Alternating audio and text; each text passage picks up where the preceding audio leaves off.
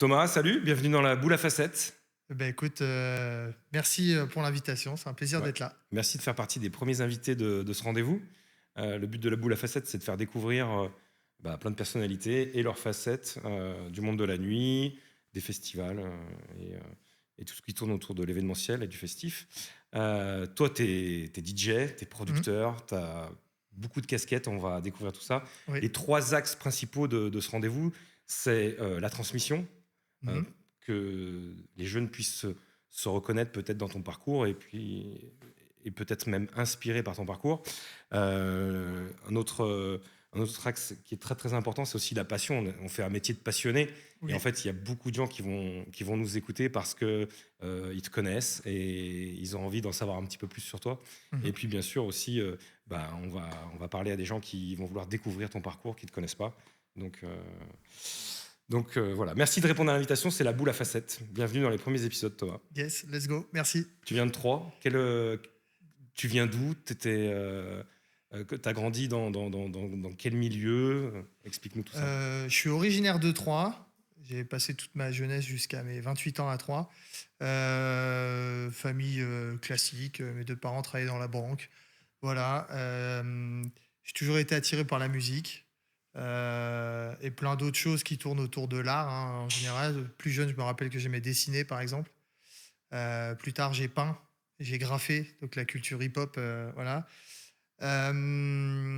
J'ai découvert la musique, on va dire, à l'adolescence, comme beaucoup. J'ai consommé beaucoup de musique. À l'époque, on écoutait la radio, on achetait des CD, on enregistrait des morceaux à la radio sur des cassettes. Voilà. Quelques temps après, il y a eu les CD et j'étais un peu geek et je gravais un peu des CD pour les gars du quartier. Et à l'époque, on m'a ramené une cassette mixée d'un DJ, ça s'appelait les mixtapes. Et on m'a dit, est-ce que tu es capable d'enregistrer cette cassette et de la remettre sur un CD pour que je l'écoute dans ma voiture? C'était un DJ connu ou c'était un DJ en local à C'était Troyes? DJ Scalp. Scalp, oui, quand même. Scalp, c'est du duo Core et Scalp qui a produit les compiles R&B Fever. Mais c'était des compiles à lui des années 90, c'était du R&B des années 90. Donc en recopiant cette cassette, je l'ai écouté. Et là, j'ai entendu des scratchs, du R&B, vraiment du vrai R&B des années 90, des trucs push 'em up, les premières voix d'ambiance qu'on entendait sur les cassettes mixées DJ. Et là, c'était la révélation. Et je me suis dit, voilà, c'est ça que je veux faire. C'est un peu comme ça que j'ai découvert le milieu du DJ. Ok. Toi, tu Voilà. attaques par la prod en fait. Ou Euh, tu commences à mixer en premier. je commence à mixouiller, scratcher dans la chambre. Mais c'est Euh, quoi le sur- matos? Tu travailles sur quel matériel? euh, Mixouiller, scratcher dans sa chambre, euh, c'était compliqué pour nous, hein. Ouais, c'était difficile à l'époque, c'était cher, c'était pas aussi facile d'avoir du matériel. C'était des platines Gemini XL 402, je me rappelle de la référence. Des platines à courroie, donc pas du tout adaptées pour faire du scratch. Mais voilà, des vieux vinyles, et c'est parti, quoi. Une petite table, je crois que c'était la PMX 120. S'il y en a qui ont la foi de chercher sur Internet, Gemini PMX 120. Il y avait deux faders, deux boutons de gain et un crossfader. Ultra C'est tout. simple, très très Pas simple. de réglage, pas d'équaliseur, rien. Voilà, donc je commence là-dessus. Les premiers vinyles, monter à Paris dès que je peux pour aller acheter des vinyles à Châtelet. Et puis, let's go. Voilà. Il y a- Tu parlais d'art tout à l'heure, mais tu viens niveau famille, entourage. Ouais, Est-ce qu'il y a des gens qui sont dans le spectacle, la musique, la scène? pas du tout. Personne. Personne, c'est ça qui est fou. Il y a juste mon grand-père qui était entrepreneur. Donc je pense que le côté après entrepreneur, producteur, etc., qu'on viendra après, il vient de là. Mais sinon, non, personne n'était du tout là-dedans. Donc c'est vraiment la passion de la musique qui m'a tiré vers le DJing, quoi. Et alors, la question évidente, c'est quel est le regard justement de tes parents quand ils te voient acheter du matériel, parce que ça coûtait super cher quand même, si c'était très simple, t'équiper. Est-ce que, en fait, tu vois, les parents, ils ont parfois du mal à se projeter sur que Ouais. le DJing devienne un vrai métier. Mm. Aujourd'hui, bon, tu as une carrière, mais Ouais. à ce moment-là, ça se passe comment? Faut remettre dans le contexte. Donc il y a 25 ans, DJ, c'était pas un métier. Pas du tout. Aujourd'hui, oui, mais à l'époque, non. Euh, comme tout le monde, les premiers trucs, c'est avec l'argent de poche, les petites économies et du petit matériel d'occasion. Après, j'ai bossé l'été et le jour où j'ai eu ma deuxième paye au mois d'août, J'ai été claqué toute la paye dans 2 nouvelles paires, enfin une paire de platines et une table de mixage. Heu, Ils voyaient que je m'investissais à fond là-dedans, donc ils disaient rien, plutôt ils m'encourageaient et ils étaient contents, quoi, c'est tout. Après, à l'époque, j'avais pas du tout l'ambition d'en faire un métier. Oui. C'était vraiment la passion, comme un gars, il jouerait au foot ou à la console. Je m'achète des platines un peu mieux, je veux évoluer. J'avais envie de ça, envie Et d'évoluer. mais toi, tu es dans une culture hip-hop tout de suite? Et Ou ou technique? Ouais, alors, musicalement, le déclencheur, bah, de toute façon, je baignais dans le rap, hein, à la fin des années 90, grosse vague, rap US, rap français, donc j'écoutais beaucoup de ça. La cassette mixée que je découvre de DJ, c'est du R&B, donc et j'aimais bien la funk, donc voilà. Et les techniques de mix, bah, à l'époque, c'était indissociable. Cette musique-là, le DJ, il scratchait Ouais. et il faisait de la technique. Il faisait du passe-passe, machin. Les modèles à l'époque, c'était on commençait à voir Cut Killer et DJ Abdel sur Canal+, dans une émission quotidienne. Nulle Donc part du ailleurs? coup, pour les gens, le DJ qui mixait du rap, du hip-hop, du R&B, il scratchait. Et donc pour pouvoir faire une soirée et être crédible, il fallait être bon techniquement. Donc du coup, j'avais envie surtout de savoir scratcher, même pas par ambition, mais par, voilà, par passion, parce que En ça fait, faisait partie du truc, oui, quoi. c'est les codes de cette musique-là, je Ouais, dois savoir faire, ouais. il fallait scratcher, donc gros acharnement autour du scratch, quoi, OK, au et début. avec tout ça, moi je t'ai connu producteur. Tu Oui, faisais donc des bootlegs. Tu peux nous expliquer ce qu'est le bootleg? Parce que c'est un mot qu'on n'utilise plus. le bootleg, bah, c'est le fait de prendre plusieurs parties de plusieurs morceaux et de les assembler pour refaire une nouvelle version. Donc ça pouvait passer par prendre l'instrumental d'un titre, les paroles d'un autre titre, rajouter des voix d'un MC qui disait push 'em up, et voilà, on essayait de mélanger tout ça pour faire une version plus dynamique et adaptée aux soirées, quoi. Et ce qui était assez drôle, c'était le mélange parfois de prendre une instru hip-hop, Mm. avec un son très hip-hop et puis un chanteur rock ou C'est rien à ça. voir dessus, Ou quoi. des fois, ouais, voilà, des instrus rock avec des rappeurs dessus. Le but, c'était de surprendre et de donner de la dynamique à sa playlist, puisque à l'époque, les DJ hip-hop aussi, ils parlaient pas au micro. On va C'est en pour parler ça de ça. qu'on voilà, ils parlaient pas au micro. Donc c'est pour ça qu'on mettait des voix d'ambiance, des push 'em up, des choses comme ça pour dynamiser un peu les sets, quoi. Ton début donc, il est autour du hip-hop. Mm. Est-ce qu'il y a des galères tout de suite, des freins, des choses, des montagnes à franchir, dans ton parcours? Comment ça se passe? Ouais, alors oui et non. Disons que j'ai l'impression que ma carrière, elle a toujours été en perpétuelle évolution, Ouais. tranquille. Mais par exemple, bah, j'étais vraiment à fond rap, R&B, et à l'époque, dans les boîtes de nuit, c'est pas de la musique qu'on voulait, quoi. Clairement, il y avait encore beaucoup de dance, d'électro, de choses comme ça. Les clubs étaient très généralistes, mais Et c'est pas les coupures, c'était même de la funk à l'époque, c'était pas du ouais, hip-hop? début des années 2000, alors on arrivait dans la grande vague, des Dr. Dre, des débuts des Beyoncé, des choses comme ça, Jennifer Lopez. Mais ça, c'était le haut du panier, on va dire. Mais si tu que tu jouais vraiment ambiance rap vénère, Ouais, mais Jennifer Lopez, c'était plus R&B. girly, ouais, R&B, girly. R&B, ouais. Ça passait bien. Mais par contre, du coup, il y avait toujours cette étiquette qui te collait. Quand tu allais. Donc, très rapidement, j'ai eu envie, moi, de mixer dans les boîtes et d'organiser mes soirées. Et quand j'allais toquer un peu aux portes, disant, ouais, bah, tu fais quoi comme soirée, machin, bah, je disais, bah, moi, c'est du R&B, du hip-hop. Ah ouais, mais tu vas nous mettre du rap. Va y avoir que des Kaira dans la discothèque. C'est pas notre clientèle, c'est pas ce qu'on veut. Donc, oui, il y avait quand même des barrières par rapport à ça, des préjugés en disant, ouais, le rap et tout. Mais on y arrivait, et j'ai souvenir d'avoir organisé mes toutes premières soirées, ça devait être en 2002. Ouais, en 2002. Le patron de cette boîte-là, on avait été le voir, elle était par terre, la boîte, elle marchait pas. Et il nous a dit, ouais, venez faire votre soirée, je m'en fous. Il y croyait pas. On lui a rempli le bordel. Il a halluciné. C'était quelle Et boîte? ça s'appelait l'Olympe. En plus, c'était l'époque où les boîtes avaient des grosses empreintes, des grosses décos avec des colonnes, des machins, Ouais. type Grèce, Égypte et tout. Et cette boîte-là, elle était dans la périphérie de Troyes. Elle marchait pas. Je crois qu'avant, elle s'appelait l'Acropole. Donc c'était l'Acropole dans les années 90. Et après, c'était l'Olympe. Ça galérait, et voilà, on lui a blindé sa boîte. Et limite, à la fin de la soirée, c'était bon, bah vous revenez le mois prochain me refaire une soirée, quoi. Oui, alors Euh, qu'il y avait pas cru du tout au début. voilà. Et, Ouais. et les difficultés, c'était peut-être aussi la communication, parce que c'était pas aussi simple qu'aujourd'hui. Ça Euh, coûtait très cher. Ça coûtait cher, c'était difficile, ça prenait du temps. J'ai souvenir, moi, d'avoir imprimé mes premiers flyers et d'aller les mettre sur les parkings, Mmh. sur les bagnoles de tous les bahuts de la ville, à passer des après-midi entières à faire ça, quoi. Ça marchait, ça marchait, mais c'était pas aussi simple qu'aujourd'hui, quoi. Oui, mais tu fais toujours les mêmes méthodes finalement. Ouais, ouais, ouais, on utilise les mêmes Tu fais codes. ta comme toi. Ouais, ouais, bien sûr, ouais. Hein. On en parle après. Ouais, Comment tu passes de DJ régional, enfin ouais. DJ chez toi, à faire des tournées, à être sur du natio? Bah, il y a 2 étapes. Déjà, il y a l'étape où je commence à produire, à faire des remixes. Mes remixes, mes bootlegs, tout ça. Donc ça, je me mets à faire ça parce que j'ai envie, d'avoir mon identité dans les soirées. Ok. Voilà. Donc, Et comment tu les diffuses en fait? Qui les a? et ben, je suis un peu geek, sur les bords, à l'époque. Je passe, toute ma vie sur les consoles, les ordis et tout, en plus de la musique et c'est le début des sites de téléchargement illégaux, peer to peer, donc les plus Tu les anciens mets à vont se dispo rappeler dedans? voilà, vont se rappeler de Emule, Casa, Napster, tous ces trucs-là. Je me dis: «Tiens, hein, au début, ça part même de plus loin».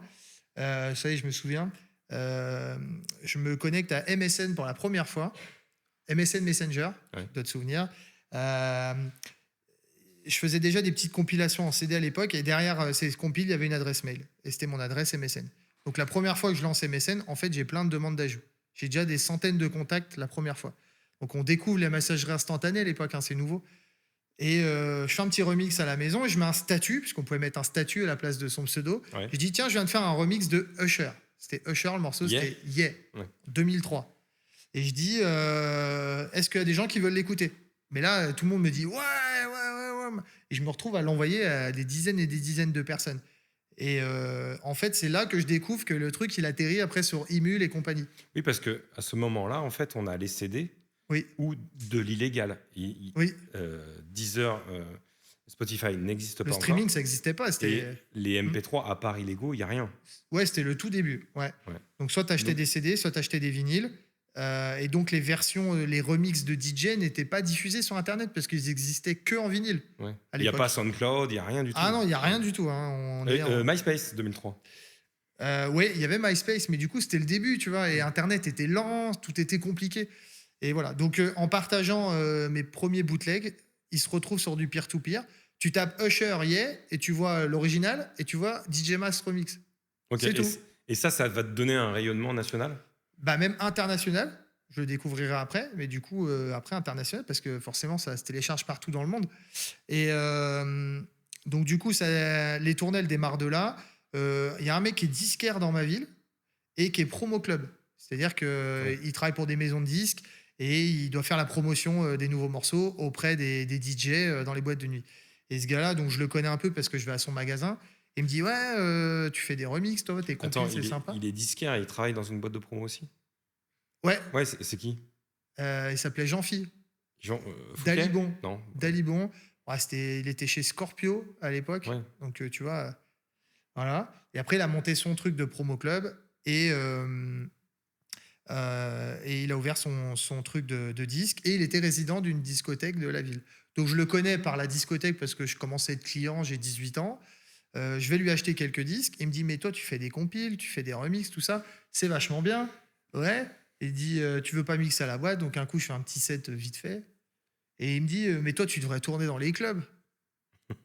Oui, parce que Tourner lui, il a le contact de tous les clubs. voilà et je dis: «Bah, tourner dans les clubs, Ouais, en fait, juste pour expliquer pour les gens qui connaissent pas, ouais, donc lui, en fait, il a 3 métiers. Il est DJ, DJ il a un résident, magasin de ouais. disques Mmh, et il fait aussi de la promo club. C'est-à-dire qu'il appelle un panel de DJ en France ouais, dans des structures qui sont contrôlées, ouais, avec des mouchards pour écouter la musique. Et en fait, son but à lui, c'est de dire au DJ qu'il appelle: «Je joue mon disque». c'est ça. Voilà. Pour que le morceau soit le plus diffusé, en club, parce qu'à l'époque, c'est si les morceaux cartonnent en club, après ils sont diffusés à la radio. C'était ça son boulot et donc ça part de là et le mec il me dit: «Bah, tu devrais tourner dans les clubs, le R&B c'est commence à être à la mode, ce que tu fais c'est bien, fais-moi une plaquette promo, grave-moi tes remixes sur un CD puis on va démarcher les clubs». Oui, en plus, ça, tu peux lui faire des versions Ouais. plus facilement jouables, parfois que les originaux, peut-être. C'est ça, exactement. Ouais. Donc ça part de là. Donc là, on est en début 2004. J'ai 20 ans. Et on commence à démarcher les clubs en envoyant une plaquette de présentation, un CD avec des remixes à tous les DJ du panel en France. À l'époque, il y en avait 150, un truc comme ça. C'est lui qui fait ce boulot ou c'est toi? Non, c'est moi. Il t'a Lui, donné. lui, il me donne le carnet On peut le d'adresse. dire aujourd'hui, il t'a donné le fichier. Ouais, il m'a donné le fichier. C'était pas très légal tout ça quand même. Il m'a filé un coup de main, on va dire. Et en fait, et voilà. Donc du coup, ça démarre de là. Et coup de chance, vu que je commençais à balancer des remixes un peu sur le net, Ouais. les DJ qui reçoivent la plaquette me connaissent déjà. Donc du coup, on a tout de suite des réponses favorables. On veut me booker. Et donc ça démarre comme ça en 2004. Suite au démarchage, je démarre une tournée en octobre et je suis booké jusqu'au mois de mars tous les week-ends. Incroyable. J'ai 20 ans et je pars tous les week-ends sur les routes alors que je suis débutant vraiment dans le milieu des clubs, quoi. Donc ça démarre comme ça. Voilà. Incroyable. Et depuis, j'ai mixé tous les week-ends en boîte depuis 2004. C'est vraiment le starter Ouais. de ta carrière. Ouais, c'est ça. C'est les remixes sur Internet. Oui, Et en fait, tu as construit quelque chose. une image. Ça a explosé quand tu as envoyé ta proposition, quoi. Surtout que quand j'arrivais dans les boîtes, les mecs s'attendaient à un mec déjà un peu plus âgé, confirmé. Je suis arrivé dans une boîte, ils me disent: putain, les gars, la semaine dernière, on avait que de Killer, il est venu en Vito avec toute son équipe. Et là, cette semaine, on a Mast, ils viennent à deux en 106 avec les platines sur la plage arrière, quoi. Non, mais c'était vraiment ça. Et ils disent: Oui, mais t'as pas une tête de gangster, toi. ouais, en plus, à l'époque, le milieu du hip-hop, tout ça, et tout, c'est casquette, baggy. Voilà. Moi, je suis plus gendre idéal que gangsta. Et voilà. Bon, c'est tout. Et puis, on fait nos armes, quoi, comme ça. Après, ça démarre. Tous les week-ends, on part sur les routes avec un pote qui m'accompagne et on prend de l'expérience. Ouais, t'es DJ hip-hop, t'as fait des concours? Non. Si, à l'échelle locale, dans ma ville, tout petit peu, parce qu'il y avait des trucs avec la mairie, des trucs de break. Je me retrouvais DJ à mixer le mercredi après-midi. Tu dansais, toi? Non, je dansais pas. Non, mais tu jouais pour des danseurs. Ouais, voilà, je jouais pour les danseurs. Et des fois, il y avait des concours open mic. Il y a eu un petit concours de scratch. Et j'avais fait un petit concours de scratch. On devait être 3-4 mecs. J'avais gagné, mais... T'as jamais fait les concours de scratch, d'IMC? Non, j'estime ne pas avoir le niveau. Même Ah ouais? Ouais, non, c'est un autre level quand même. Quand tu sais scratcher, tu sais, après, tu sais où te situer, tu vois. Et je sais que... Après, j'ai jamais travaillé dans ce sens-là non plus. Peut-être que si j'avais travaillé pour ça, j'aurais pu faire des trucs bien là-dedans, mais je me suis concentré sur l'univers du club, quoi. Tu utilises toujours le scratch? Ouais. Ouais. Ouais. T'en fais beaucoup? Toutes mes soirées. Après, un petit peu, parce qu'aujourd'hui, les gens n'ont pas le même regard. À l'époque, tu scratchais, tout le monde se tournait vers toi. T'étais un demi-dieu. Ouais, voilà, on te regardait. Aujourd'hui, les plus jeunes générations, ils n'ont pas de modèle aussi de mecs connus ou qui ont explosé en faisant de la technique ou du scratch. Donc ça intéresse moins. Je le fais plus pour le côté un peu chaud, à des moments très précis. Voilà, quoi. Pour garder quand même cette touche. Mais Ça faisait comment la voix dans tes bootlegs? écoute, c'est DJ Mast. Ok. Ouais, ça, c'est un pote de Troyes, un rappeur qui avait enregistré ça. Ah, c'est pas toi? Non, c'est pas moi. Ok. C'est pas moi pour l'histoire. Il était venu enregistrer des voix chez moi. Il rappait. Et fin de séance, on fait les cons, on met de la musique, je scratch. Et là, je lâche un gros scratch. Et là, il fait: écoute, c'est DJ Mast. Et je suis: ah, ça, c'est trop bien, je vais le garder. Et le micro, il enregistrait encore. Et je l'ai gardé. C'est cette prise-là que tu as depuis le début? C'est cette prise-là. Ouais. Après, j'en ai eu plein d'autres. Mais celle-là, la plus connue, il s'appelle Zoran. Salut Z, si tu nous regardes. Voilà, c'est cette prise-là qu'après, je me suis dit: tiens, je vais mettre ça dans tous mes remixes. Ça fera une signature vocale, un peu comme une carte de visite. DJ Khaled le fait? Oui, et c'est lui qui le dit. DJ Khaled. Et avant lui, il y avait DJ Clou. DJ Clou, Get a Storm. Dans toutes les compiles à l'époque, t'entendais ça. Voilà. Ouais. Ok. Il y a un truc qui est marrant, c'est qu'on a reçu DJ Benz, que tu connais. Oui. Lui, c'est un DJ urbain. Aujourd'hui, il joue du hip-hop. Oui. Il n'a pas du tout de technique hip-hop. Quand il en parle, tu vois, il dit: moi, je mise sur autre chose. Et toi, ce qui est drôle dans la discussion qu'on a aujourd'hui, c'est que toi, tu as cette culture hip-hop. Oui. Tu as la technique. Mais aujourd'hui, tu fais des soirées qui sont un peu plus généralistes ou mainstream. Oui. Et en fait, tu utilises un petit peu moins. La technique hip-hop est moins présente aujourd'hui dans tes sets. Donc, c'est un peu les profils inversés. Oui. C'est très drôle de vous recevoir presque. Après, on n'est pas tout à fait de la même génération. Il est un peu plus jeune. Ah bon? Un tout petit peu plus jeune. Il est arrivé un peu après. Lui, il s'est lancé vers les années 2010. Ouais. Et déjà à l'époque-là, cet aspect technique était moins important, moins mis en avant. Il y avait moins de modèles. Donc, c'est peut-être aussi pour ça qu'à l'époque, il ne s'est pas concentré là-dessus. Et Oui, puis, lui, il a tout basé sur le show. voilà, le show, Ouais. l'animation. Après, chacun voit où il a envie d'aller, hein. Puis c'est pas facile non plus. Scratcher, je dis toujours, c'est comme jouer d'un instrument, hein. Faut vraiment beaucoup bosser au début pour pouvoir apprendre, quoi. Tes influences musicales, c'est quoi du coup? Qu'est-ce que et deuxième question dans Qu'est-ce la que question, j'écoute, qu'est-ce que quoi? tu écoutes? Ouais. Euh, J'écoute que des trucs qui passent pas en club. Soul, funk, disco, voilà, ça peut remonter très loin dans les années. J'aime bien aussi chercher les morceaux originaux, ceux qui ont été resamplés ou repris des tas de fois et retrouver l'original dans les années 50, 60 par Ouais. exemple, ou 70. Voilà. Il y a beaucoup de morceaux qu'on écoute aujourd'hui qui sont samplés du disco ou du rock. Et qui eux-mêmes étaient déjà du sampling des années d'avant. Je Ouais. pense par exemple à Frankie Valli. Le mec, c'est un génie, il a fait que des tubes. Il a été repris de partout. Claude François, il l'a repris 15 millions de fois. Et les mecs là, c'était dans les années 60, quoi. Et après, ils ont été repris toutes les décennies, ils sont repris, quoi. Et donc, enfin, t'écoutes quand même du disco. Ouais, disco, funk, soul. Ça t'arrive de jouer des morceaux. Enfin, en fait, la question, c'est souvent au DJ, ouais, qu'est-ce que tu écoutes? Mais est-ce que tu écoutes des morceaux que tu joues en club? Ouais, un tout petit peu, forcément, quand tu prépares tes soirées, machin. Mais après, pour le plaisir, par exemple, dans la voiture ou à la maison, quand tu fais le ménage ou un truc comme ça, non, pas du tout. J'écoute des choses complètement différentes. Déjà parce que la musique club, on la consomme beaucoup. Et puis, je sais pas, c'est pas la même ambiance, c'est pas le même mood. Voilà, je sais pas comment expliquer. Il y a des choses qui sont plus cool, qui vont te mettre dans une bonne vibe. Et Ouais, puis, les sons qu'on utilise le week-end en club, bah voilà, c'est pour c'est faire pour la faire la fête. fête. Ouais. C'est pas pareil, donc on n'a pas envie de consommer la même chose. Le lundi matin, quand tu es au bureau, c'est cool, quoi. Donc tu mets des musiques cool, ça Non, mais peut être du en jazz. fait, c'est intéressant ce que tu fais, mais parce que moi, je fais la même chose.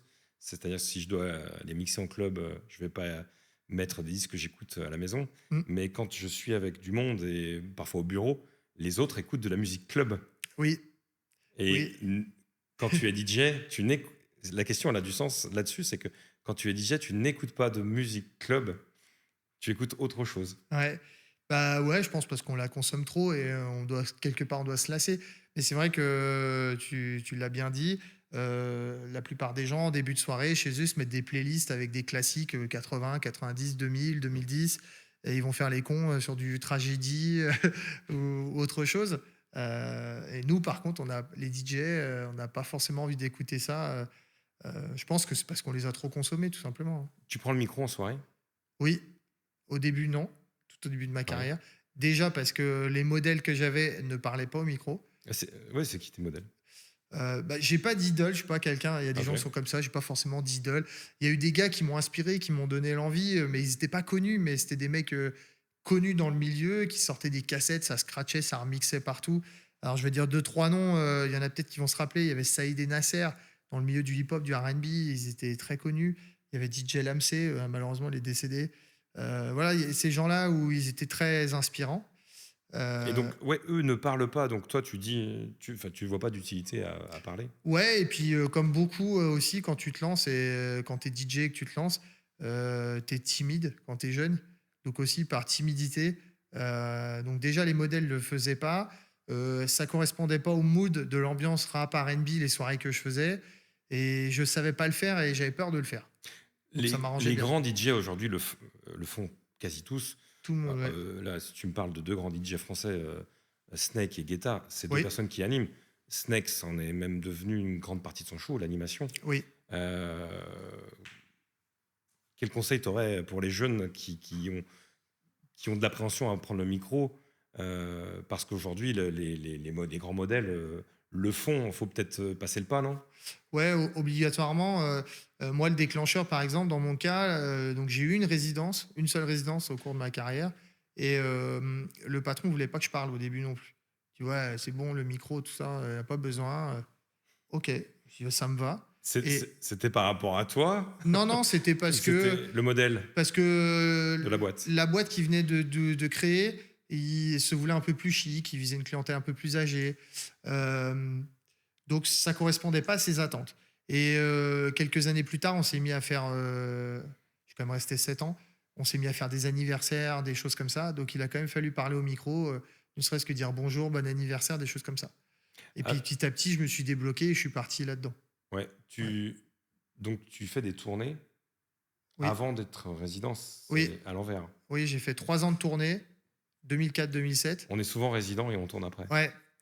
Mais moi, j'avais déjà un truc à présenter tout de suite parce que j'étais dans le hip-hop, le R&B, Ouais, j'avais bossé mes sets et je donc suis parti en tournée là-dessus.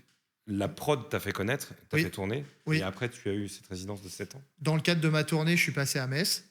Et du coup, je suis passé dans une boîte qui s'appelait L'Étoile, qui était très rap R&B à l'époque. Je peux te dire, voilà, il y a eu du Cut Killer, du Booba, du Rof, les guests, c'est ça. Je passe là-bas, ça se passe bien. On re-signe une date. Après, il me dit, tiens, je voudrais que tu deviennes le Joker, donc le remplaçant bis, enfin le résident bis, quand le résident est en vacances. Je dis, ok, pourquoi pas, j'ai jamais fait de résidence. Je fais 1 an comme ça, où je viens de temps en temps dans cette boîte. Après, il me dit, écoute, on va ouvrir une nouvelle boîte, je veux que tu sois le résident. C'est Et quelle voilà. taille la boîte là? C'est un 1000 places Ouais, c'est déjà. officiel, donc c'est une grosse boîte. Donc j'ai 23 ans, je prends cette résidence, c'est assez fou. Au début, je dis, on verra. Et au final, j'étais bien, j'avais carte blanche, je suis resté 7 ans. 2007-2014. 2014, le déclencheur, c'est donc pendant la résidence, je continue à faire quelques dates, à l'international notamment, j'en parlais un peu tout à l'heure, et puis un peu en France. Ça m'arrive de temps en temps quand je prends mes congés. Et en 2014, j'ai 30 ans, et là, c'est le déclic. Je dis, oh, c'est déjà 7 ans que je suis là. Si je veux refaire des tournées ou des trucs, c'est maintenant ou jamais. Une résidence de 7 ans, c'est long. Ouais, mais ça a cartonné. Quand Ouais. la boîte a été lancée, on faisait 2000 personnes par week-end. Vendredi, samedi, c'était plein. C'était génial. Ouais. C'était génial. Euh, donc voilà. Et 2014, bon, voilà, peut-être un peu de lassitude. Un peu de lassitude aussi de la résidence. Et je me dis, c'est le moment de repartir. Donc je repars en tournée.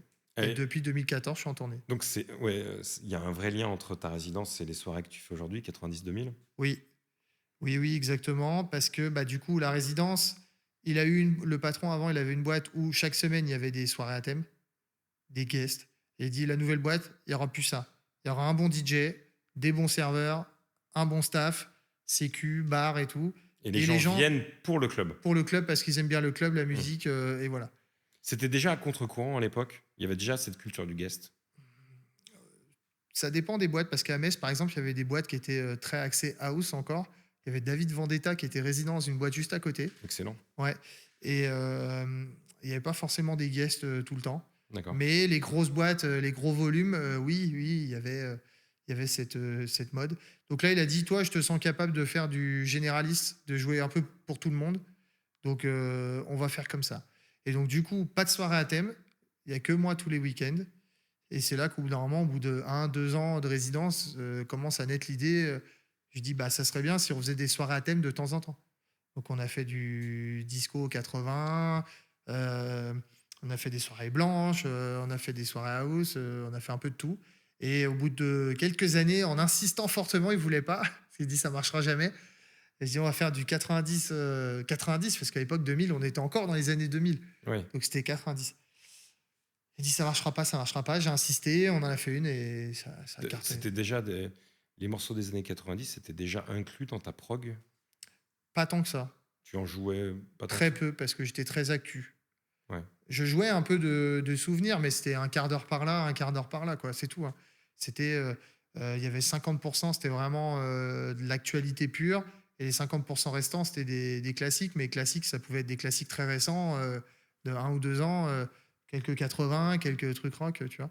Et l'idée, elle est partie de là. Donc j'ai lancé cette soirée 90, un peu 2000, parce que c'était vers 2010. Donc tu ressortais un morceau de 2002, 2003. Du coup, il avait raison parce qu'il t'a perdu avec ça. Je suis pas parti à cause de ça. Je suis pas parti à cause de ça. Je suis reparti en tournée parce que j'avais envie de repartir en tournée. Et quand je suis reparti en tournée, je suis reparti avec mes remixes, mon concept, mast, bootleg, machin.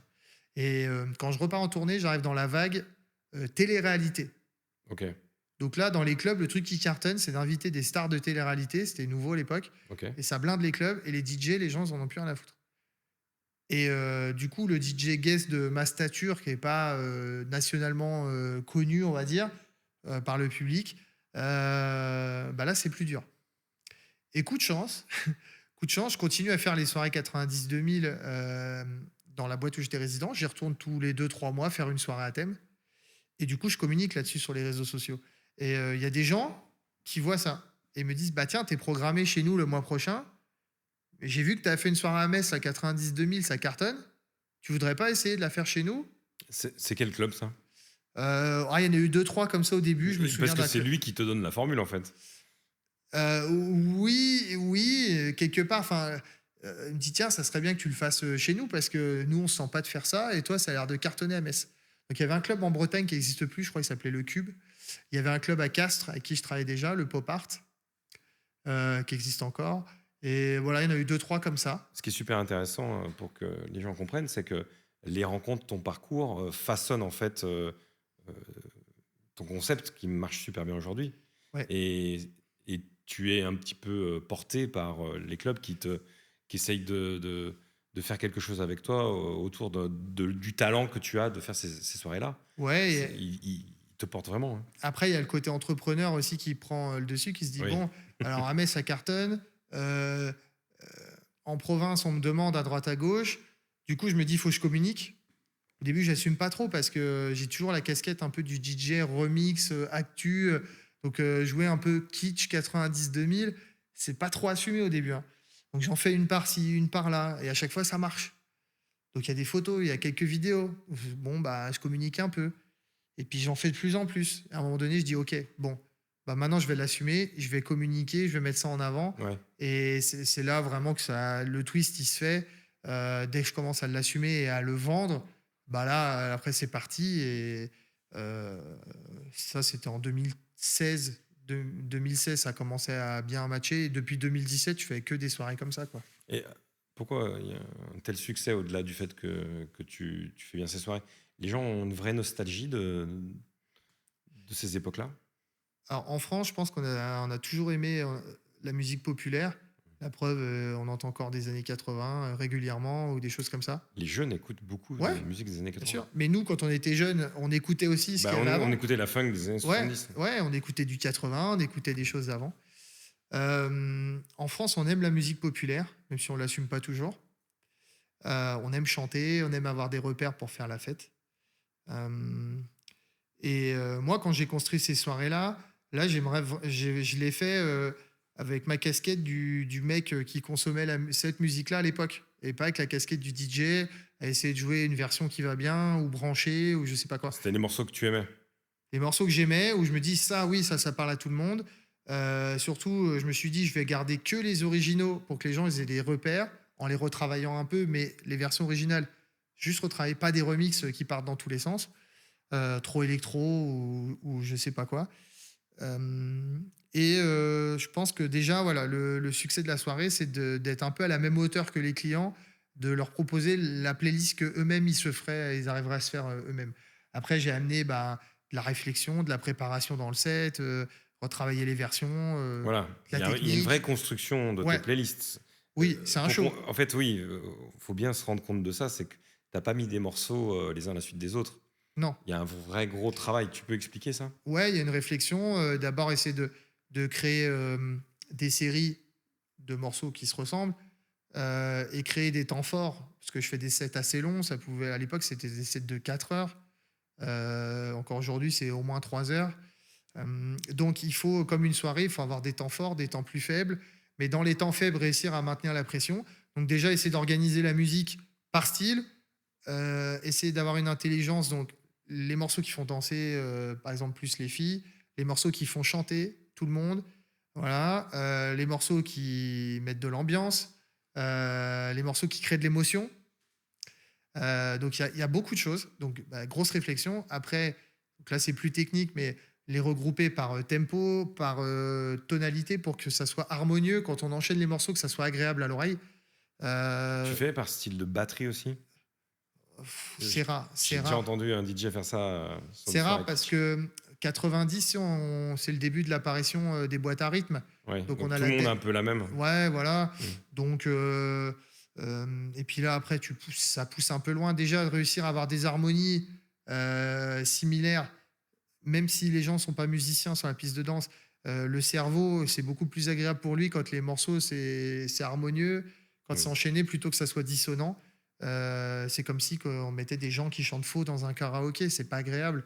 Même si on n'est pas musicien, on voit quelqu'un qui chante mal. Bah là, si les morceaux sont mal enchaînés, c'est pas agréable pour le client sur la piste de danse, quoi. Donc voilà, donc il y a eu toute une réflexion et essayer de construire des séries tout au long de la nuit pour que les énergies soient différentes à des moments clés. Je mets même des slows et souvent, c'est le moment le plus fort de la soirée, c'est les slows, quoi. Ah, c'est un vrai C'est là où débat il y a le ça, les plus slows. d'ambiance. C'est un vrai débat. Bah, parce qu'en fait, dans ma soirée, en tout cas, dans ma Ouais, ouais, soirée, ouais, ouais. la série, elle est construite pour que ça soit un espèce de karaoké géant, en fait. Donc, je me suis refait des versions beaucoup plus courtes, où des fois, il y a que le refrain d'un titre et tout le monde hurle parce que tout le monde connaît le refrain. Et en fait, ça devient une série d'ambiance plutôt qu'une série de slow, quoi. Même si j'en laisse un ou deux en entier pour que les gens y profitent. Parce que du coup, les gens, même encore aujourd'hui en 2025, la piste, elle est pleine sur les slows. Alors, pour que les plus jeunes qui nous écoutent comprennent ce à quoi on fait allusion, c'est que il y avait le quart d'heure américain. Ouais, ça, c'est Ça vieux. existait. On en a entendu parler, toi et moi. Ouais. Enfin, je pense que, comme moi, t'en as entendu parler. Il y avait des vraies coupures en soirée. Mhm. Les DJ mettaient des slows pour que les gens puissent se rencontrer. Aussi, et puis les patrons disaient mets des slows comme ça les gens ils vont aller au bar et ils vont aller consommer. Dans les boîtes il y avait ça. J'ai toujours entendu ça quand j'ai commencé ma carrière. Il y avait au moins 2 séries de slow dans les boîtes. Il y a encore des boîtes qui le font un peu, mais avec vraiment une clientèle plus âgée, on va dire 50 et plus quoi. Voilà. Mais moi c'est ma série de slow, c'est vraiment de l'ambiance. Bon, les gens ils s'attendent pas à ça à ce moment-là de la soirée. Ouais. Ça me fait un temps faible. C'est des slows que tu peux chanter. Ouais, voilà, ça me Mm. fait un temps faible avant de repartir sur un truc très fort et c'est très bien, quoi. Toi qui parcours la France et même l'Europe, on en reparlera, et même le monde, Oui, tu remarques qu'en fonction des régions, des villes, parfois il y a des morceaux qui marchent plus dans certaines villes que d'autres. Des mmh. fois parce que ce morceau a une histoire en local, mais des fois pas du tout. Il y a des titres qui marchent très bien à certains endroits. Est-ce que toi, du coup, tu t'adaptes à ça, vu que tu voyages et que tu tournes? Est-ce que tu le remarques? Oui, oui, je l'ai remarqué tout au long de ma carrière. Forcément, il y a des régions où, par exemple, les régions frontalières, ben, les influences des pays voisins, elles jouent. Par exemple, quand j'ai commencé, tout au début dans le nord, il y avait la techno belge, ce qu'on Oui, appelait la techno belge et dans le sud, il y avait la maquina. C'est de la musique, électro, plus Espagne. espagnole, Ouais. voilà. Donc, voilà, donc il y a forcément dans chaque région, il y avait des influences différentes. Moi, si je viens avec une soirée à thème, bon, bah, j'ai bossé un show avec des séries et en fait, la liberté que je me suis laissée, c'est que dans chaque série, j'ai plus de titres que j'en ai besoin et quand je vois qu'il y a un style où les gens ils adhèrent plus que l'autre, bah, je pousse un peu plus le style. Par exemple, je sais qu'en Bretagne, c'est une terre très festival, Oui. surtout à l'époque. Donc Donc tout ce qui est un rock. peu rock, pop, voilà, c'est chez eux, c'est une musique qui est implantée.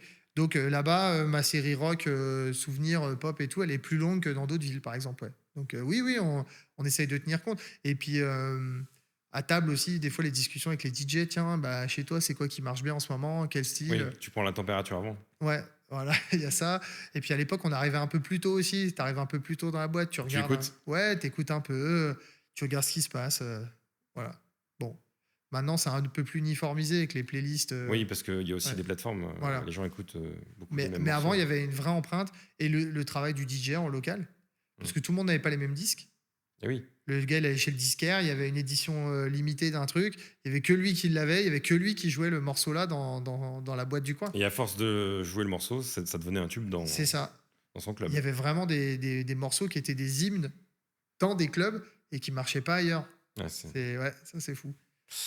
Euh, t'as parcouru l'Europe et le monde. T'as Oui. fait Maroc, Portugal. J'en oublie peut-être. Voilà, Hong Kong aussi. je suis allé à Hong Kong, à Shanghai, en Ouais. Nouvelle-Calédonie, à Ah oui. Tahiti, à Madagascar, à l'île Maurice, aux C'est quoi tes États-Unis. expériences si tu devais retenir quelques dates et nous partager un peu des expériences? Bon, chaque voyage comme ça était complètement dingue parce que déjà j'étais jeune. On n'était pas à l'ère du voyage comme aujourd'hui aussi, hein. Aujourd'hui, les jeunes, on prend plus facilement un avion pour partir je sais pas où.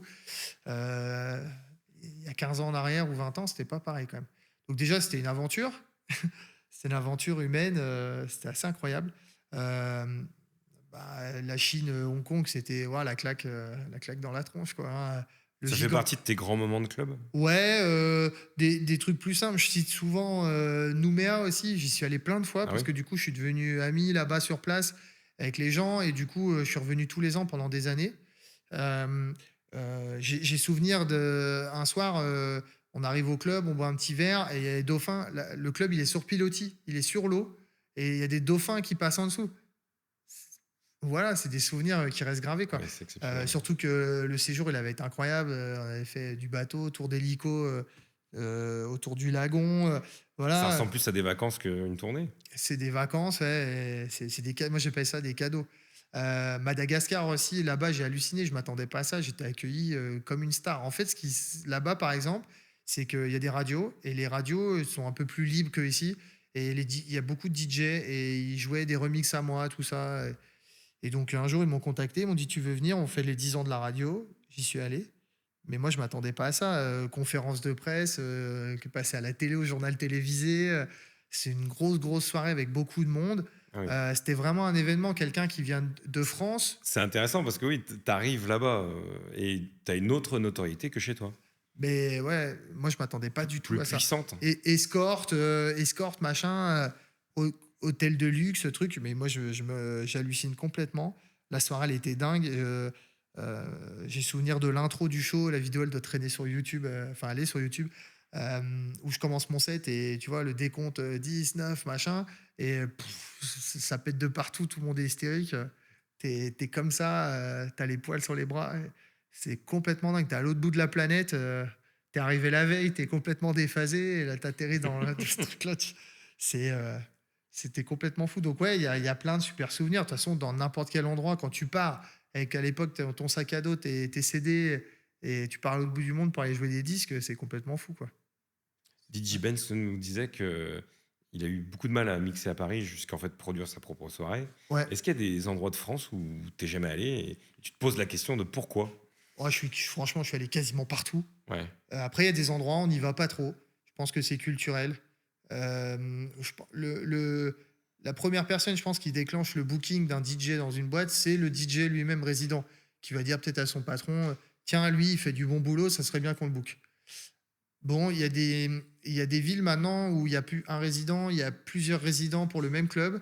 Donc, il n'y a plus cet effet-là où le mec, il y a un suivi. Euh, Ils s'investissent peut-être un peu moins dans la programmation artistique de l'établissement. Donc il y a des villes où on va moins. Après, je suis allé quasiment un peu partout. Mais c'est vrai que Paris, Marseille, il y a quelques villes comme ça où tu as l'impression que c'est un peu fermé. Peut-être parce qu'il y a plus de monde, plus concurrentiel. Ils estiment peut-être qu'ils n'ont pas besoin de gens comme nous. Alors ça arrive que des fois j'ai des sollicitations, hein, mais nos conditions ne conviennent pas au marché sur place, quoi. il y a une saisonnalité dans tes tournées ou c'est très régulier sur l'année? Bah, moi, j'ai la chance, l'agenda, il est plein toute l'année. Ok. Je Tu tourne fais tout. combien de dates? Bon, la moyenne, c'est entre 120 et 130. Ouais. Donc, c'est quand même pas mal, hein. Ça fait beaucoup. Ouais, ouais. C'est presque une tous les 3 jours. Donc, tous les vendredis, tous les samedis, les veilles de férié, puis quelques trucs en plus, entreprises à droite, à gauche. Donc, je travaille bien. Oui, je travaille tous les week-ends. Et un tout petit peu plus l'été. Mais maintenant, avec les années, je cherche pas à blinder l'été. Mais j'ai déjà fait des 40 dates, 45 dates sur les 2 mois d'été où tu finis sur les rotules. Oui. Maintenant, là, cet été, par exemple, j'ai 25 dates, quoi, sur juillet-août. C'est déjà très bien, hein. Et j'en suis très content et voilà, ça sera très bien. Comment tu fais évoluer ton cachet d'artiste avec les années? Est-ce que tu es satisfait aujourd'hui de où tu en es? Oui, j'ai souvent entendu dire t'es pas assez cher. Ouais, je te le confirme. C'est compliqué de savoir, de mesurer. En plus, je suis quelqu'un de un peu gentil, on va dire. De mesurer la valeur de ce qu'on a. Il y a des gens, ils ont cette approche tout de suite, Ouais, mais toi, aspect tu as business. un vrai côté financier, on en parlera après parce que tu es Oui, entrepreneur aussi, mais tu sais exactement ce qu'il faut proposer au club et à quel prix pour que oui. ça fonctionne et pour que tu puisses revenir. C'est ça, c'était un peu le côté de rester accessible. Oui, Peut-être la peur de ne pas remplir l'agenda. Euh, contrairement à d'autres qui ont eu des succès et qui ont monté leur cachet plus fortement. Après, c'est sûr que si les cachets augmentent, on a besoin de faire moins de dates. Bon, voilà. Bon, généralement, quand tu fais toujours plein de dates aussi, Oui, mais c'est plus éphémère, c'est ça que tu veux dire? ouais, ouais, peut-être. Euh, le déclencheur, c'est quand j'ai commencé vraiment à proposer les soirées 90-2000 Oui. et que là, je leur disais, tiens, la com, moi, je fais comme ça et regardez, ça marche.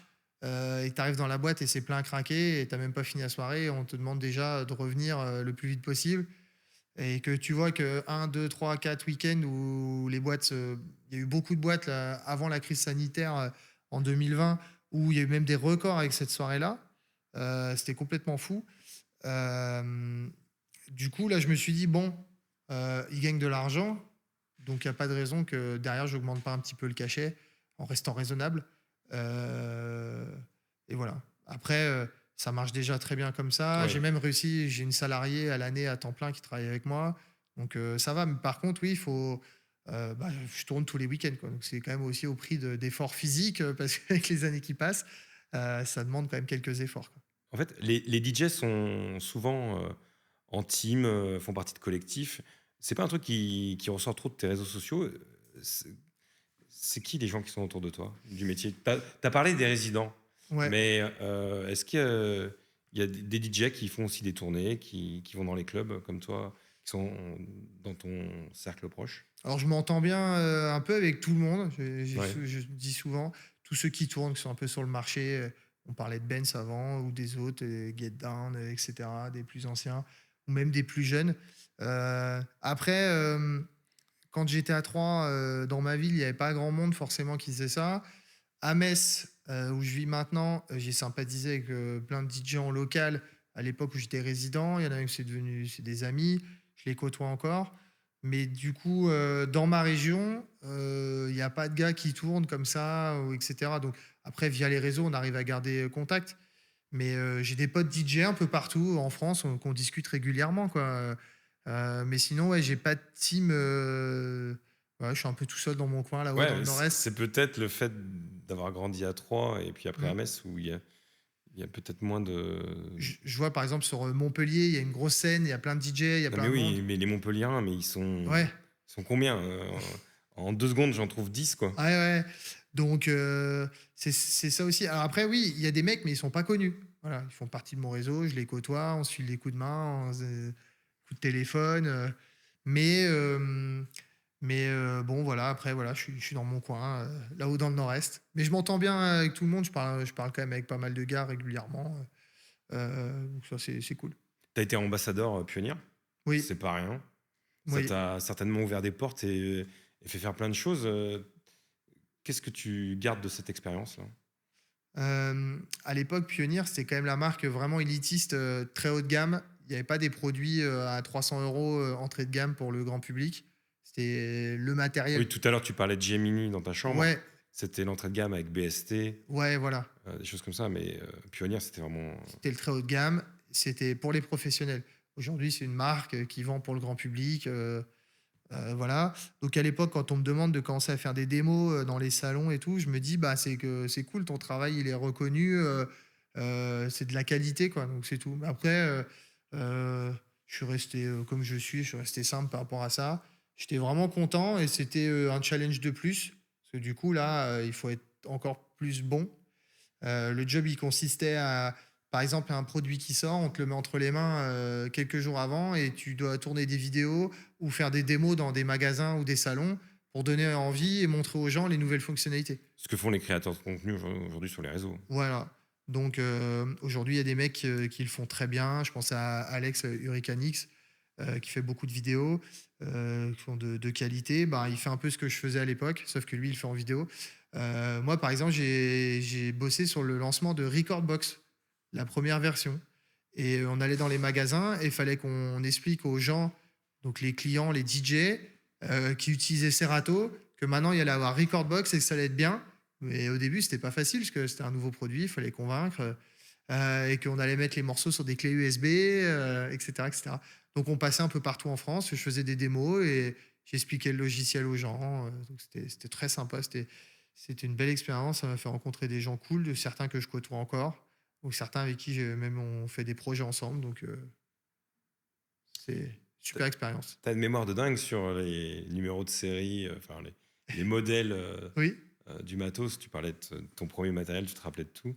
Il y a du matériel qui t'a marqué pendant ta carrière? Ouais, bah, la CDJ 100, la CDJ C'était celle qui 100S, était grise avec... la petite rectangulaire avec un petit jog, là, pas très gros, ouais, que les résidents ils commençaient à tous avoir dans leur cabine au milieu des années 2000. Ils avaient encore les platines vinyles et ils avaient ces petites platines rectangulaires. Donc ça, c'était un peu l'arrivée du CD. Donc je m'en rappelle, on la voyait partout.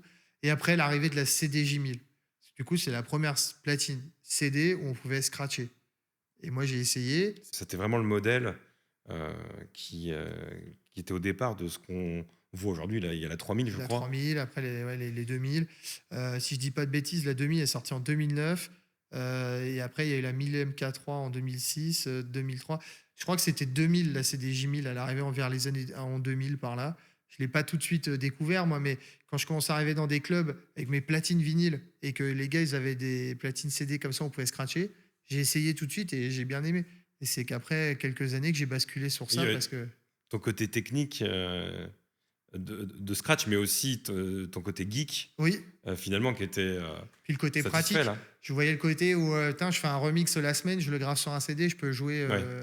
C'était ça. Parce qu'à l'époque, je faisais des remixes et je me faisais presser sur vinyle pour pouvoir les mixer en vinyle, mes propres remixes. Ouais. Pour les plus jeunes, il n'y avait pas encore l'USB à cette époque, hein. Ah non. Non, Non, non, non. C'était pas tout de et suite, hein. c'était tout à plat. Ouais. Ouais.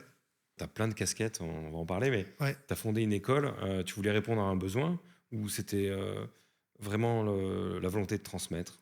Alors là-bas, je suis même pas le fondateur. C'est un gars de Metz, un DJ résident, Julien, qui me dit tiens, on va faire une école. Voilà. Et il me dit vu que tu es là tous les week-ends, tu es à Metz, tu es résident, est-ce que tu veux donner des cours? Le scratch, de trucs. Donc on me propose. Et au début, ça part un peu dans tous les sens, tu vois bien, c'était pas très structuré, très professionnel. Mais j'accepte et je donne des cours. Je donne des cours, ça dure quand même une paire d'années. Et puis à un moment donné, au bout de 4 5 ans, je dis bah tiens, tu veux pas qu'on développe, qu'on professionnalise. Et là, j'ai repris la direction en 2017. Ouais. Euh, Au début, c'était le plaisir, l'envie de transmettre. Je trouvais Ouais. ça cool. Je trouvais ça cool. En plus, quand l'école elle a démarré en 2012, on était quand même dans la grande vague DJ Star, l'explosion des Guetta, des choses comme ça, hein, vers 2010. Voilà, les jeunes qui arrivaient à l'école, ils disaient je vais être David Guetta, quoi. C'était ça encore à l'époque. Et Donc, votre rayonnement, il est local ou... ouais, local. Ouais. Metz, départemental, quoi. Mais à l'époque, on avait une demande de dingue, hein. Il y avait vraiment une demande de dingue. Mais c'était quoi le rythme concrètement comment ça se passait? Et ben, l'école était ouverte 6 jours sur 7.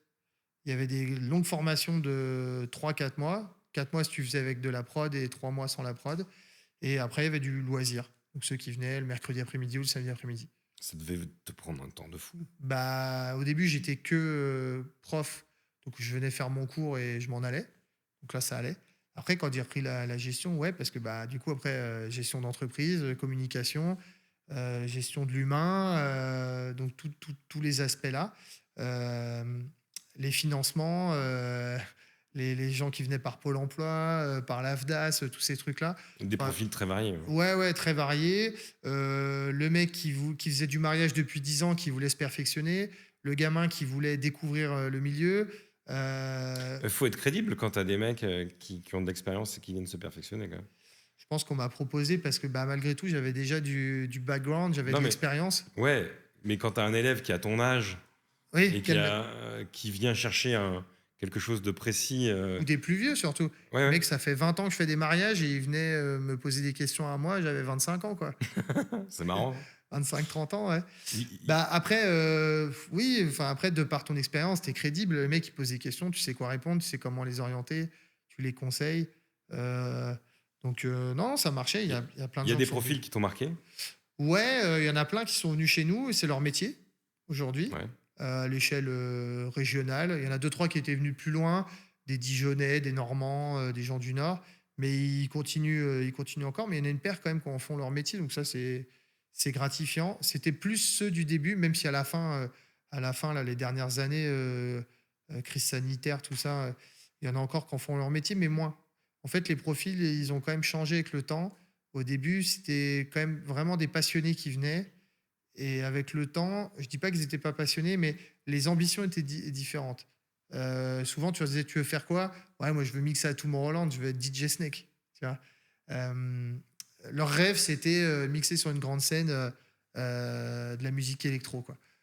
Ils étaient pas forcément passionnés par le métier de DJ, mais plus par la musique électronique et la platine DJ, c'est un instrument aujourd'hui, c'est la manière de diffuser, sa musique. Il y a plein de producteurs, qui ont sorti des succès, des tubes et qui sont pas DJ à la base comme, je sais pas, Skrillex ou Martin Garrix, c'était pas forcément des DJ, Avicii.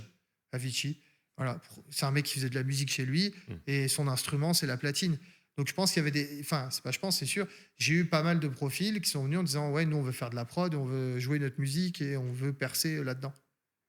Donc c'est tout à leur honneur, hein, mais le chemin, il est différent et il est difficile, mais tout est possible. Donc voilà.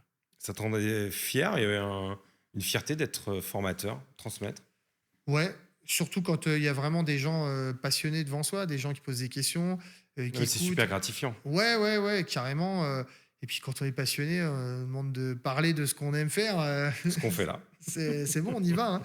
Non, non, c'est cool. Il y en a quelques-uns. Et j'ai toujours dit à toutes les sessions, n'hésitez pas, si vous avez une question, un truc, un petit message, un mail, je vous file une info, je vous file un coup de main. Des fois, il y en a même, tu les appelles pour dire, tiens, il y a tel endroit qui cherche un gars, j'ai pensé à toi, tu as le profil, vas-y, je te donne le plan.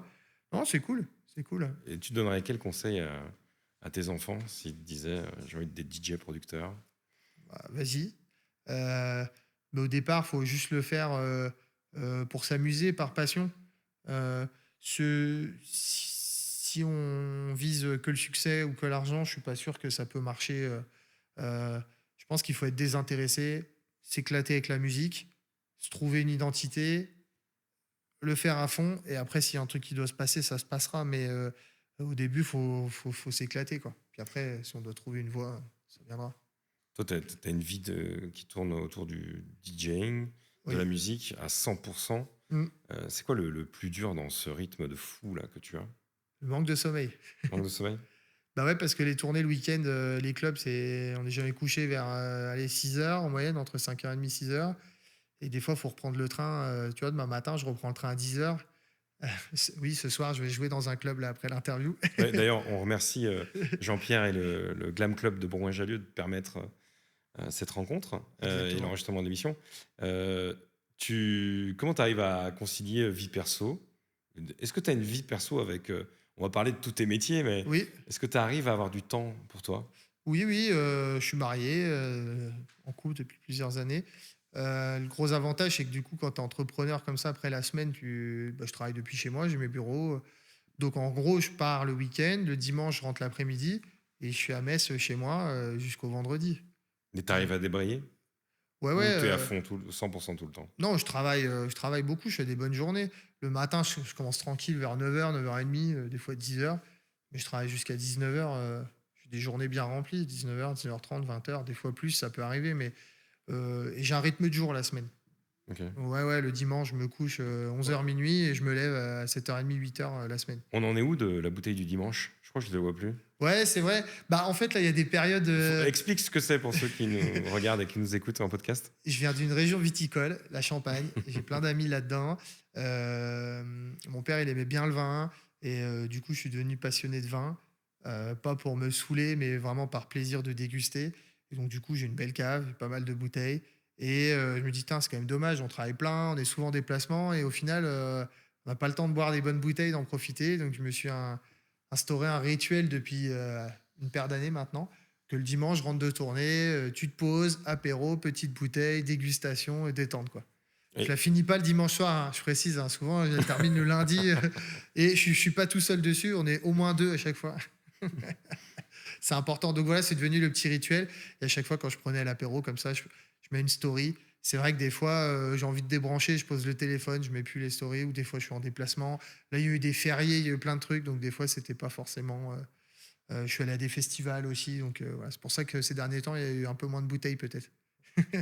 Tu gères beaucoup ta carrière et tes tournées, tes soirées toi-même. Oui, Il y a un avantage à ça. Enfin, tout à l'heure, tu as dit que vous étiez 2 du coup, ouais, mais tu es en maîtrise tout le temps, tu as pas de booker, de manager, non, des choses non c'est parce pas que complexe? à mon échelle, c'est encore gérable. Bah, 130 dates, non, faut avoir un cerveau quand même là. Ouais, ouais et je gère, toute la logistique, tout seul, hein. Je fais tous Oui, les je transports, t'amène là-dessus parce que je le ouais. sais. Je fais tout ça. La personne que j'ai embauchée, elle fait plus de l'administratif, comptabilité, choses comme ça. Et puis, de par mes autres activités, elle intervient aussi là-dessus. À l'époque, sur l'école, un peu moins maintenant, parce que l'école, elle tourne au C'est un vrai ralenti. bras droit donc cette deuxième personne. Ouais, ouais, voilà, c'est toute la partie administrative, contrat, devis, Ouais. facture, suivi client. Quand on produit les événements, on n'a pas encore parlé de ça, mais ben, contacter les équipes, machin. Voilà, elle m'assiste sur la partie, on va dire, administrative. Mais après, c'est vrai que tout ce qui tourne autour de l'image de DJ, la communication, la logistique, tout ça, oui, je gère tout seul. J'aimerais bien trouver quelqu'un, mais c'est pas toujours tout facile de trouver un profil qui va t'assister dans cette activité-là. Oui. Heu, qui va être disponible, avoir à peu près la même vision. Bon, j'ai franchi le cap d'embaucher quelqu'un, déjà ça fait 5 ans maintenant, heu, mais passer le cap de prendre une deuxième personne, c'est aussi une responsabilité. Bon après je peux prendre des stagiaires, je peux le faire différemment, mais c'est 130 dates, 140 dates, c'est très impressionnant. je me rends pas compte. J'ai Ben Je me oui, rends pas compte. mais En fait, c'est mon rythme comme ça depuis c'est des années alors, ouais, ouais. c'est une gestion de fou. Tu gères Oui, tout. Tout à l'heure, tu m'expliquais que avant l'émission que tu avais loué toi les voitures, tu réserves je sais que tu réserves tes avions, tes trains toi-même. des fois même C les hôtels, ouais, je fais ouais, tout seul, ouais. Je m'y mets 2 3 jours là, quand, je m'y mets, je fais que ça pendant 2 3 jours et je suis tranquille pour les 2 3 prochains mois qui arrivent après, en général. Mais je fais que ça pendant 2 3 jours quand je m'y mets, quoi. Tu dépenses, 7 000 8 000 € en billets de train, machin, autant en billets d'avion des fois et puis voilà, après tu es peinard, pendant une paire de semaines. en plus de ça, tu fais aussi de la com des soirées que tu fais en club.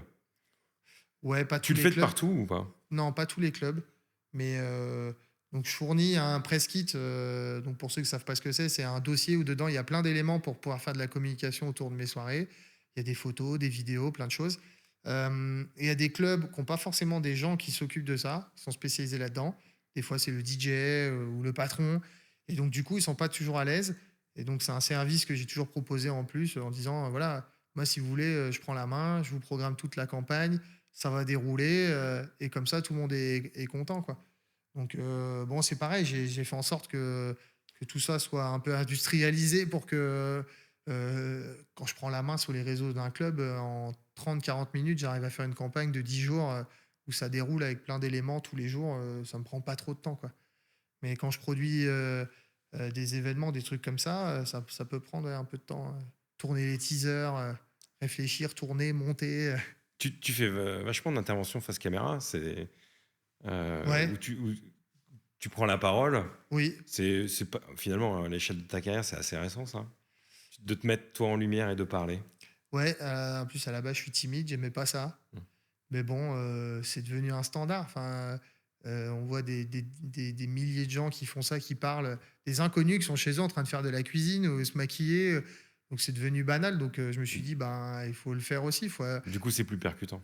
ouais, voilà, faut adopter les codes d'aujourd'hui. Et si aujourd'hui c'est comme ça et puis demain ça sera autre chose, on fera autre chose. Heu, c'est vrai qu'il y a 20 ans, on faisait pas de teaser vidéo, on se filmait pas pour dire, «Je serai à tel endroit», on faisait un flyer et en noir et blanc, moche et et ça suffisait, quoi. Le fait de faire la com, ça assure aussi un certain succès, pour les soirées? Ouais, oui, oui, oui, c'est sûr parce que, bah, déjà tu connais ton produit, tu sais le vendre et puis vu que moi je produis des événements, donc du coup je teste des choses et les codes qui fonctionnent chez moi, j'essaie de les appliquer ailleurs et en général ça marche bien aussi donc il y a pas de raison, heu, donc oui, oui, c'est ouais, en tout cas c'est du temps. Ça prend Et beaucoup de temps. tu fais aussi des tournées, des soirées que tu produis toi dans des salles. Oui. Est-ce que tu peux nous expliquer, où ça se situe par rapport à tes tournées club Ouais. et quel est ce concept-là? Est-ce qu'il y a des différences avec les dates que tu fais en club? Ouais, bah, la différence déjà, donc c'est pas les mêmes endroits, hein, c'est des salles de spectacle. Heu, c'est pas les mêmes horaires, c'est pas le même public, c'est pas du tout le même travail. Là, ce soir, je vais dans un club, j'arrive avec mes clés USB, je mixe.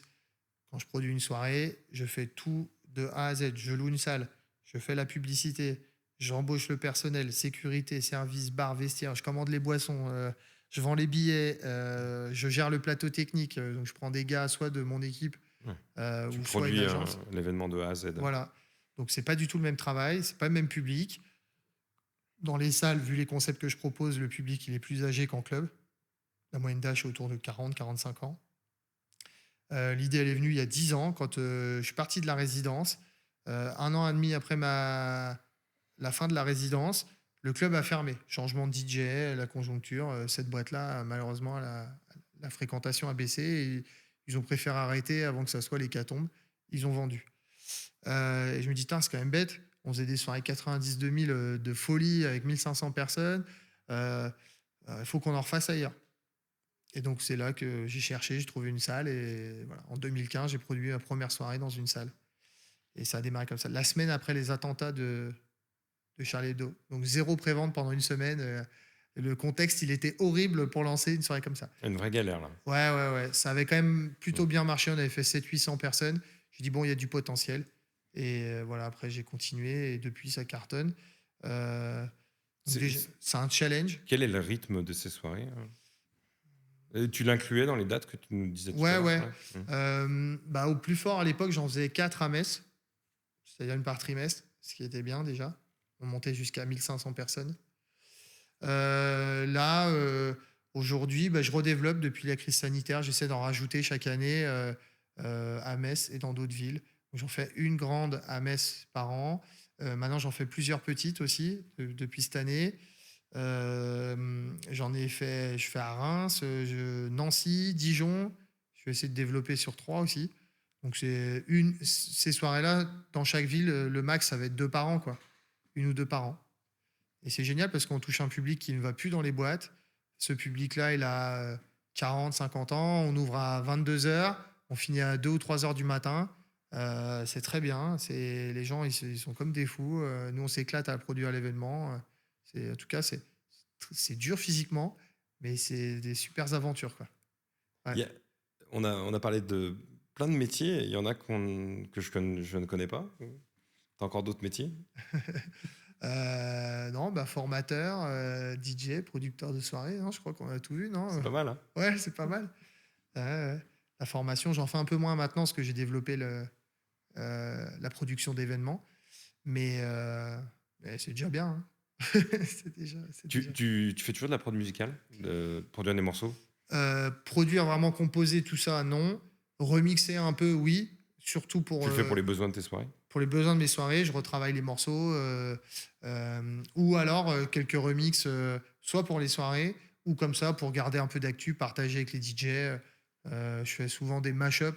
Donc le mash-up, c'est on prend une musique d'un style et on mélange les paroles d'un autre et on refait une nouvelle version. Ça, j'aime bien. J'essaie d'en partager un de temps en temps. Récemment, j'en ai fait un de Gims, par exemple, parce que ça m'arrive quand même de jouer un peu de musique actuelle quand même, même si je fais principalement des soirées 90-2000 toute l'année. Je fais quelques soirées où je joue un peu de musique actuelle, donc c'est bien de garder un pied aussi là-dedans, quoi. T'as un très très gros rythme dans tout ce que tu fais. Ouais. Une vie nomade, tu vas te poser un jour? En fait, Est-ce que tu vas poser tes fly cases quelque part? ouais. Après, il faut que je trouve un format qui me plaise aussi dans mon quotidien. Alors, petit à petit, je commence à rediriger mon activité quand même plus vers l'événementiel, que ce soit la production de soirées là où je vis ou dans la région, un peu plus de mariage, un peu plus de soirées d'entreprise.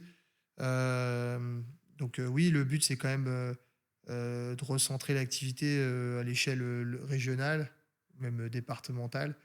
Mais après, ouais, je bouge le week-end, mais la semaine, je suis chez moi, je suis dispo. Bon, voilà. C'est vrai, quand t'es crevé, c'est pas toujours facile de partir les 2 jours le week-end, tu dors pas, tu dors 3 heures. Mais bon, en ayant une hygiène de vie correcte, ça va. Ouais, c'est important. Oui, les soirées, je bois plus du tout d'alcool. C'est de l'eau depuis des années. La semaine, j'ai plutôt une bonne hygiène de vie, je mange bien, je fais gaffe.